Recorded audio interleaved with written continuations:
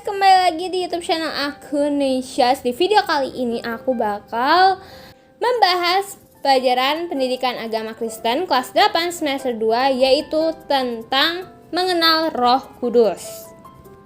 Tapi guys, sebelum itu jangan lupa untuk like video ini, comment, share, and subscribe ya. Dan pastiin nonton sampai akhir supaya penjelasannya itu bisa dimengerti dengan utuh. So, langsung aja kita mulai ya. Guys, pernah gak sih mikir tentang Roh Kudus? Terus Roh Kudus itu siapa sih? Jadi guys, ternyata Roh Kudus itu bukan hanya ada pada hari Pentakosta atau biasa dikenal dengan hari turunnya Roh Kudus. Tapi Roh Kudus ini sudah ada sejak Perjanjian Lama. Bahkan tahu gak guys lebih menariknya? Roh Kudus ini udah ada sejak dunia ini belum dijadikan. Wow. Oke, so di video kali ini aku bakal jelasin ya Roh Kudus pada Perjanjian Lama dan di Perjanjian Baru. Dan aku juga bakal jelasin apa sih sebenarnya bedanya. Nah guys, dalam bahasa Ibrani, Roh Kudus disebutkan dengan menggunakan kata ruah. Kadang-kadang diterjemahkan menjadi angin atau napas. Angin Allah atau napas dari Allah. Nah teman-teman bisa banget baca di Kejadian 2 ayat 7 dan juga Yeskiel 37 ayat 9-10 ya. Oke, kita akan bahas Roh Kudus dalam Perjanjian Lama. Jadi guys, Roh Kudus itu berperan dalam penciptaan. Nah, bisa dibaca pada Kejadian 1 ayat 2, bunyinya itu Roh Allah melayang-layang di atas permukaan air. Jadi Roh Kudus itu adalah Roh Allah ya guys. Nah, Roh Kudus ada dalam semua pekerjaan Allah, yaitu menciptakan alam semesta dengan segala isinya. Nah, pada saat Allah menciptakan manusia pertama, Roh Allah menghembuskan napas kehidupan ke dalam diri manusia pada Kejadian 2 ayat 7. Lalu guys, Roh Allah juga memberikan kehidupan kepada makhluk-makhluk ciptaan Allah yang lainnya. Dalam kehidupan bangsa Israel, Roh itu bekerja secara aktif untuk menyampaikan kehendak atau perintah Allah. Roh Kudus mengajarkan Taurat kepada mereka selama 40 tahun di padang gurun. Bisa dibaca ya di Nehemia 9 ayat 21. Roh Tuhan juga menyampaikan kehendaknya pada Raja Daud. Roh Tuhan berbicara dengan perantaranku. Firman-Nya ada di lidahku. Pada 2 Samuel 23 ayat 2. Jadi ya guys, pada para pemimpin Israel diberi kuasa dan dituntun oleh Roh Kudus.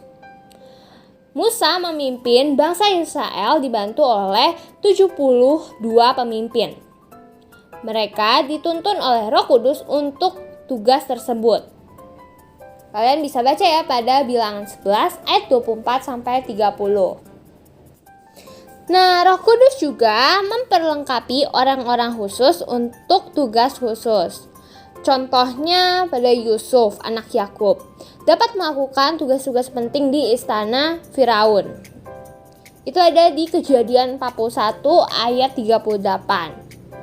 Lalu guys, Roh Kudus menaruh firman yang harus disampaikan kepada umat Israel. Nah, Roh Kudus juga membimbing agar Yusuf tidak salah melangkah. Pemazmur beberapa kali menyanyikan bahwa Roh Tuhan menuntun agar manusia tidak saja benar dalam bertindak, tetapi juga menuntun pada tingkat kehidupan yang benar. Umat yang tidak hidup dipimpin Roh Allah akan mengikuti cara hidupnya sendiri. Gideon dipenuhi oleh Roh Tuhan sehingga ia dapat melaksanakan apa yang dikehendaki oleh Allah.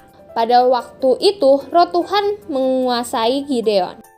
Ditiupnyalah sangkakala dan orang-orang Abiezer dikerahkan untuk mengikuti dia. Ada di Hakim-Hakim 6 ayat 34. Nah, mereka memenangkan peperangan dengan bangsa-bangsa besar dan kejam seperti orang Amalek dan orang Midian. Nah, Roh Kudus bekerja pada siapa lagi guys? Ada pada Saul yang menjadi raja pertama di kerajaan Israel.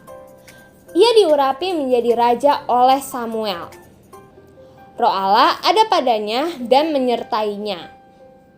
Tetapi karena Raja Saul melukakan hati Allah, Roh Allah tidak tinggal lagi bersamanya. Ada pada 2 Samuel 28 ayat 1 sampai 25. Lalu Roh Tuhan berkuasa atas dan Daud menggantikan Saul sebagai raja. Oh iya guys, pada Mazmur 139 ayat 7, Daud juga mengakui tak dapat pergi menjauhi Roh Allah. Kemana aku dapat pergi menjauhi rohmu? Kemana aku dapat lari dari hadapan? Daud tahu betul Roh Tuhan selalu ada pada dirinya. Nah, Tuhan berjanji akan memberikan Roh-Nya dan perkataannya kepada umat Israel agar mereka dapat menaati hukum Allah. Ini bisa dibaca di Yesaya 59 ayat 21 dan juga Yehezkiel 36 ayat 24 sampai 29. Dan Allah telah memimpin sejarah bangsa Israel sejak awal. Allah memberkati mereka jika mereka hidup menaati Allah. Namun Allah juga menghukum mereka pada waktu mereka menyimpang dari jalan Allah. Setiap kali mereka memberontak lalu berbalik lagi kepada Allah, Roh Allah akan membaharui hubungan mereka dengan Allah. Oke, jadi kesimpulannya guys, Roh Kudus dalam Perjanjian Lama, kepenuhan Roh Allah dalam Perjanjian Lama adalah Roh Allah hinggap pada diri orang-orang tertentu saja karena ada tugas atau maksud khusus. Dalam Perjanjian Lama, Roh Allah bekerja dan berkarya di antara manusia. Ia adalah pribadi yang berkuasa dan kekal. Dalam pemahaman Yahudi, Roh Allah disebut juga inspirasi ilahi, menyangkut tindakan ilahi, penulisan, atau pengucapan.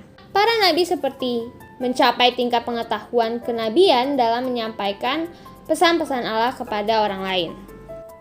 Nah, udah pada paham kan guys, Roh Kudus dalam Perjanjian Lama itu ada pada penciptaan dan orang-orang khusus. Contohnya yang seperti tadi udah aku sebutin ya guys, ada Musa, ada Saul, ada Daud, ada Gideon, dan yang lainnya.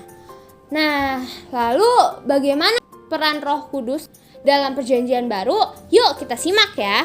Pembicaraan tentang Roh Kudus sangat banyak dalam Perjanjian Baru. Dalam bahasa Yunani, roh itu adalah pneuma. Semua kitab Perjanjian Baru menyebutkan Roh Kudus kecuali kitab 2 dan 3 Yohanes. Oke, kita mulai ya guys dari awal. Jadi dulu banget Roh Kudus dalam Perjanjian Baru itu bekerja pada Maria. Maria hatinya diteguhkan oleh Roh Allah melakukan perkara ajaib. Maria akan mengandung seorang anak laki-laki yang akan disebut Immanuel. Nah, lalu Roh Kudus juga bekerja pada Elisabet. Elisabet akan mengandung seorang anak yang penuh dengan Roh Kudus. Ada pada Lukas 1 ayat 15-16. Nah, akhirnya Elisabet melahirkan anak yang diberi nama Yohanes Pembaptis. Lalu Roh Allah juga memenuhi Yohanes Pembaptis. Ada pada Lukas 3 ayat 16. Nah, dalam Perjanjian Baru ya guys, Yohanes Pembaptis itu ditugaskan untuk membaptis orang dan juga mempersiapkan jalan untuk Yesus. Nah, Yohanes Pembaptis ini sering sekali berteriak, "Bertobatlah, kerajaan Allah sudah dekat." Nah, Yohanes Pembaptis juga yang membaptis Tuhan Yesus.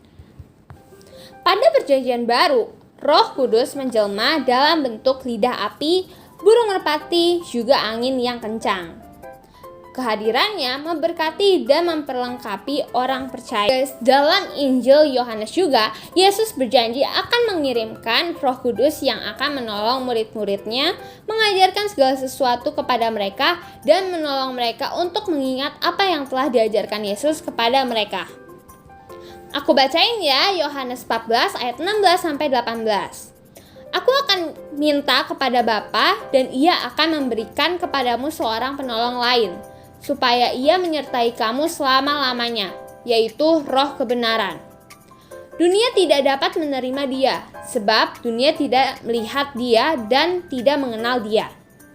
Tetapi kamu mengenal Dia, sebab Ia menyertai kamu dan akan diam di dalam kamu. Aku tidak akan meninggalkan kamu sebagai yatim piatu. Aku datang kembali kepadamu. Pesan ini diberikan oleh Yesus kepada murid-muridnya sebelum Yesus mati dan naik ke surga. Jadi Tuhan Yesus ingin murid-muridnya itu memiliki seorang penolong. Nah, Roh Kudus inilah yang disebut Roh Penolong dan Roh Kebenaran. Oke, aku lanjut ya guys. Pada saat Tuhan Yesus naik ke surga, janji Tuhan Yesus untuk mendatangkan penolong lain itu tergenapi. Setelah Roh Kudus menghinggapi Petrus dan murid-muridnya, mereka memiliki keberanian untuk memberitakan Injil. Lalu guys, di hari Pentakosta, Petrus berkhotbah dan banyak orang menjadi percaya. Lalu dibaptis dan jumlah orang percaya pun bertambah. Nah, jadi guys, Roh Kudus dalam Perjanjian Baru itu berbeda dengan Perjanjian Lama. Di dalam Perjanjian Baru ini, semua orang dapat dipenuhi oleh Roh Kudus. Setiap orang memerlukan Roh Kudus untuk dapat mengetahui kehendak Allah.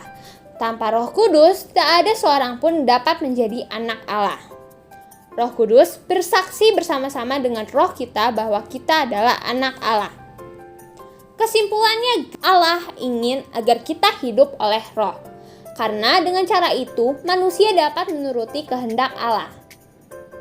Hidup menurut roh adalah hidup yang dikuasai, dipenuhi, dan dikendalikan oleh Roh Kudus. Seseorang yang hidup oleh Roh Kudus, hidupnya akan berbuah. Oke guys, sekian penjelasan aku. Terima kasih sudah menonton. Jangan lupa untuk di like, comment, share, and subscribe. And see you guys in the next video. Bye!